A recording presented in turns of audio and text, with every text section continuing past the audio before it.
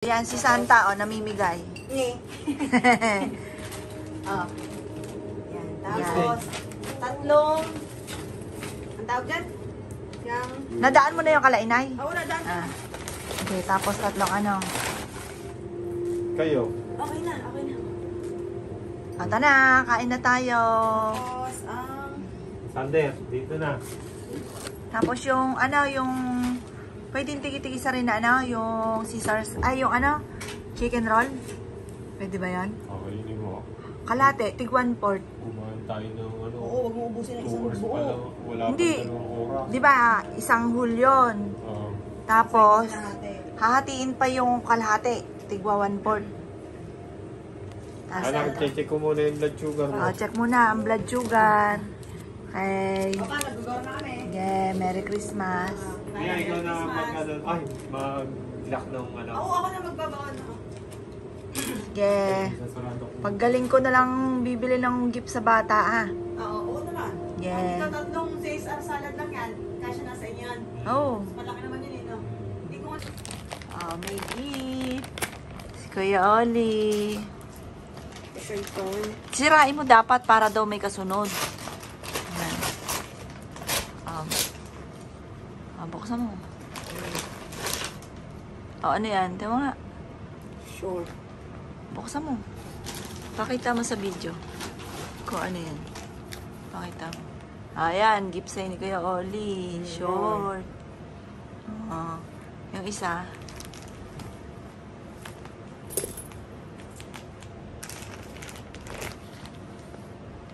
Shim. Oo, sige, buksan mo. Anak, buksan mo. Hindi mabubuksan ni Mami. Ikaw na. Diretso mo nang buksan. Tuloy-tuloy mo ang bukas. Yan, gift sa'yo yan. Suotin mo yan, anak. O, t-shirt. O, ilantad mo nga. Pati nga. Hindi makaano si Mami. O, kasya yan sa'yo. Ganda. Pa-thank you ka, ha. Yan. Thank you, Kuya Oli. Ah, meron pa.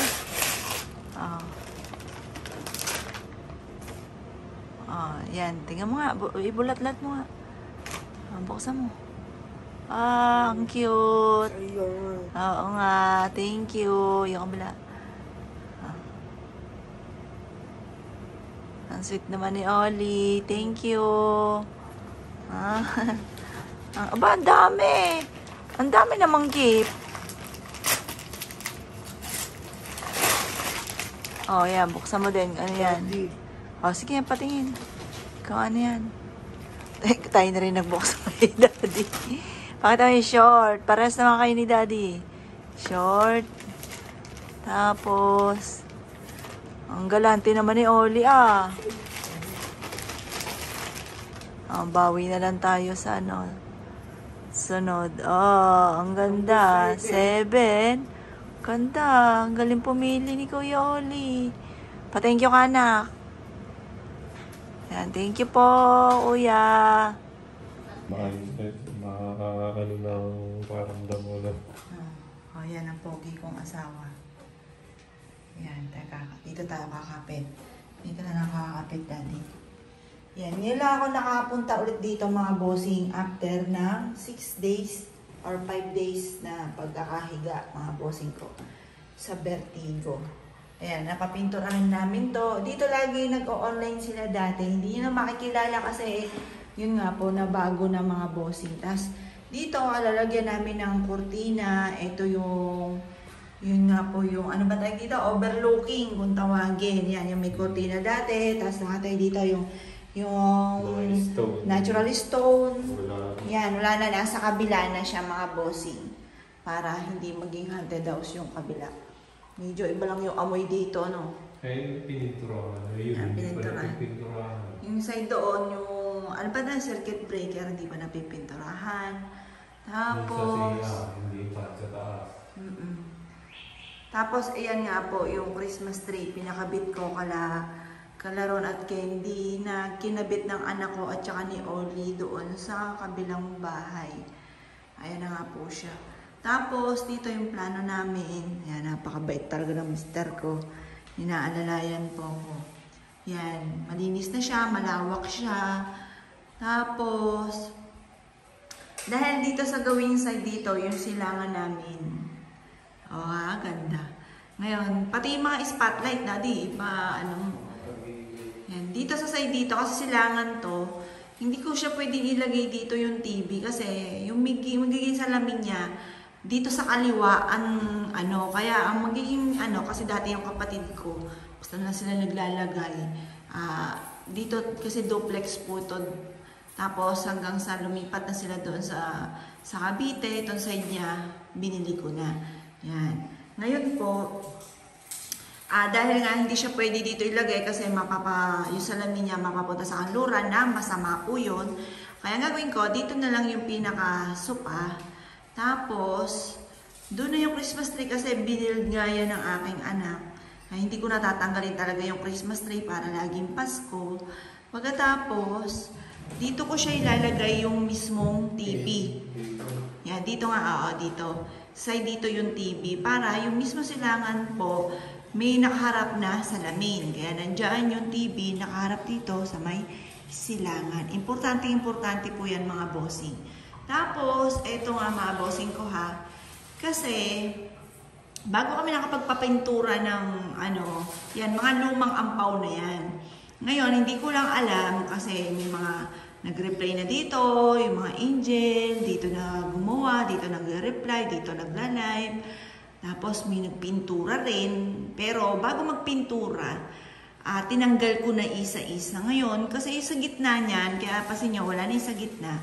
Kasi tinanggal ko na, kasi may 1,000 pesos po dyan. Ang pintuan po namin ay 7. At ang nakuha ko na lang ay 3. 3K na lang. Yung 4K na wala na po siya.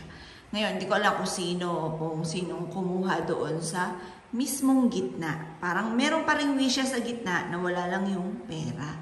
Yan. Kaya, kumbaga napaisip ako. Kaya mas maganda, bukod na lang ito, bukod din doon. Pero doon sa magla-live, nakalock. Pinagawan ko siya ng sliding door na may lock. Kaya wala rin makakapasok sa kwarto ni Joey Lynn, wala rin makakapasok sa salas. Makakapasok lang doon kasi plano ko nga po para marami kami dito kasi mapapasin nyo, di ba may echo, kakaunti pa yung gamit, tsaka parang aalog-alog kami dito kasi parang natatlo lang po kami, kaya sabi ko, dito muna yung mga pamangkin ko. Yan, kaya doon naman sila tutulog sa dating kwarto ni Justine kasi sama-sama na kami sa isang kwarto nila Justine. Yan. Kaya para naka-organize din lahat mga bossing. Para wala na nakapasok dito sa buong bahay. Yan, para kami-kami lang talaga. Tapos, plano ko pagka totaling gumaling na ako. Kasi si Justine mahilig sa piano. Plano ko pa lang.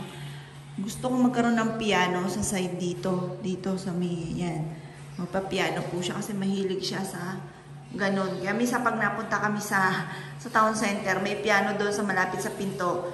Pasimple kami na dinudot-dot namin yung piano. Kasi mahilig nga sa sa piano. Minsan sa online, nag-aanan siya sa piano, yung ganun. Para hindi sano, kumbaga hindi ba sano sa piano. Para style yayamanin din mga bossing, di ba? Yayamanin kahit sa mga papiano-piano lang ganyan. Pero yung astaan namin, tingnan mo ang mister ko, parang naka-Indian zip lang siya. Ay, naka-ano lang siya, parang napupo. At diba, makasira naman yung sakto-sakto, lagayan niya ng TV doon sa Hindi, oo nga pala, meron. Yung design. Oo, tapos yan, doon na sa pupwestuhan nila Mia, kung doon sila tutulog, para may lagay ng TV, Oo, tama. Pagpapalitin. Ayan na po, maluwag na po dito sa amin. Kasi madalas pagka nagwo-welcome ako, hindi dito sa loob ng bahay. Doon sa may swimming pool kasi wala nga kaming salas. Kasi nga, ginawa ko ito, mas kasi sa akin dati, yung mismo mga boss, negosyo. Kaya, para sa akin, parang, pwede na dyan ang mga bossing or sino mga bibisita sa amin sa may tabi ng pool, di ba? Parang laging feeling yayamanin kasi may swimming pool, di ba mga boss? Ayan, ngayon, dahil hindi nga ako nakakapag, sa kanila, kung ano yung mga dapat gawin. Ayan, tatambo na yung mister ko.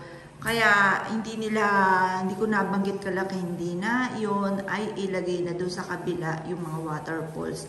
Para in case na may pupunta mga bossing, nandun lahat yung waterfalls, makakapamili, naka-organize lahat. Ayan. Ngayon, waiting pa po dito sa pagiging okay po, makarecover po ako. Saka maaayos po ito. At saka itong hagdanan din po namin. Yan, medyo luma-luma na mga bossing. Yan, kaya kailangan mabarnisan po siya kasi yan medyo gato na rin yung pinaka ng kahoy.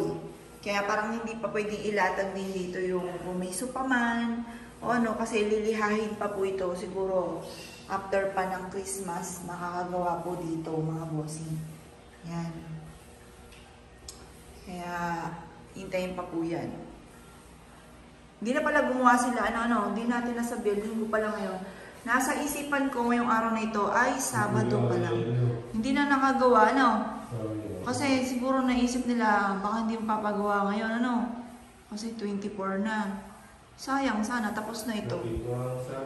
Oo, napinturan. Kahit ito na lang hagdan para hilamusan lang. Kasi nga po. Hindi na lilihain lang. Hindi na. Pupunasan lang muna nila sa kapatuwa ng bahay. Oo, mabilis lang ito.